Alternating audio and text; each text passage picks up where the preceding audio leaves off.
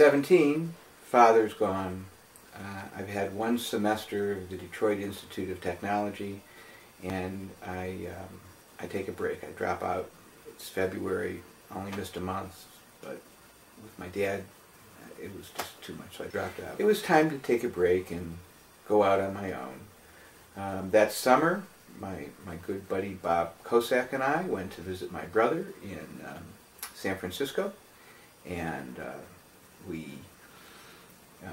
my brother was in the third year of medical school in the transfer program, and he was over here in San Francisco at Presbyterian, and Bob and I were visiting and stayed with him at his fraternity house, and then we went down to Southern California and checked out Hollywood, and I met Animal Huxley and smoked marijuana for the first time. I didn't know very much about drugs other than you take pills, you get a prescription for drugs, and you take them, and they make you feel better.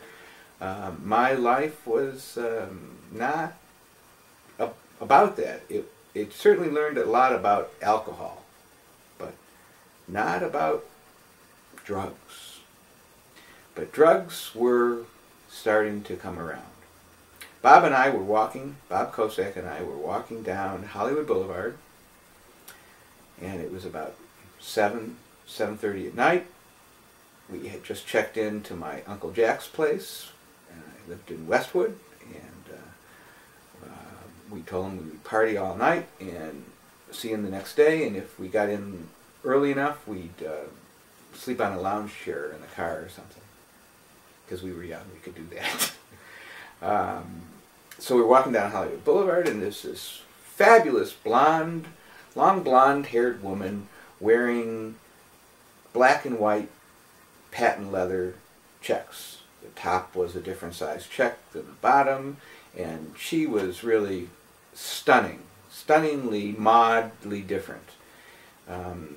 Since I was a film buff, even in those days, I could recognize a Douglas Fairbanks Sr.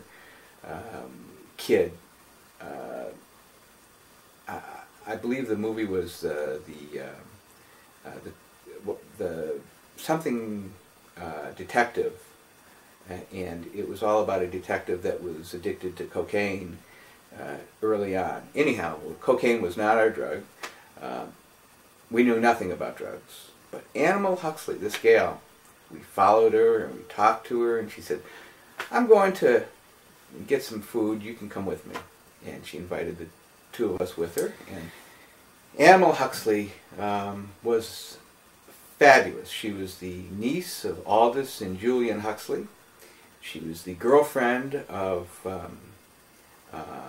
Bob Dylan, and Bob Dylan had written a number of tunes about her. At the ripe old age of 17, and I kind of was interested that she was the same age as me. At that ripe old age, she'd already been married once, had a PhD, and had electroshock treatment. Wow, what a woman. Anyhow, she takes us to this pantry place, and she orders a piece of apple pie and a side order of parsley. And she turned to my friend Bob, and she said, "Do you know the difference between parsley and pussy?" And Bob, man, he was a little shaken up about it. I was certainly shaken up. We didn't know the answer, and she looked at us and she said, with a big grin on her face, she said, "Hardly anybody eats parsley." And then she picked up a piece of parsley and started eating it. Well, after that, she took us back to where she was staying and offered us marijuana for the first time. And we both had it. By God, what a outrageously... I smoked tobacco, and it was very harsh on my throat. And it gave me a headache.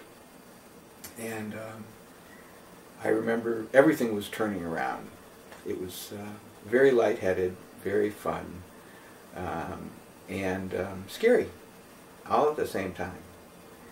We wound up sleeping on the lawn furniture at my uncle's apartment building, and that was my first marijuana experience in Hollywood, California in 1965.